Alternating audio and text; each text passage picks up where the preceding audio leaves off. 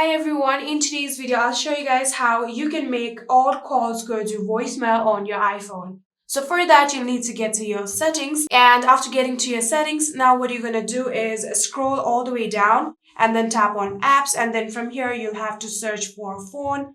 Here you can see tap on a phone and open the settings of phone, from which you'll have to scroll down until you see the option of call forwarding. Tap on it, and then in here you can see this is call forwarding. Tap on this toggle button and turn it on. Now you'll have to tap on forward to, and then here you'll have to enter your voicemail number.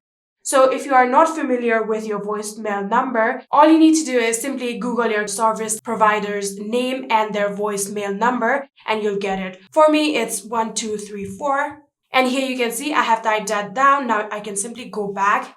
And after going back, here you can see call forwarding is turned on. And like that, all of your calls will automatically go to straight your voicemail. And that is it. I hope this video was helpful to you guys. If it was, please do not forget to hit that subscribe button and like our video. Thank you so much for watching. See you in the next.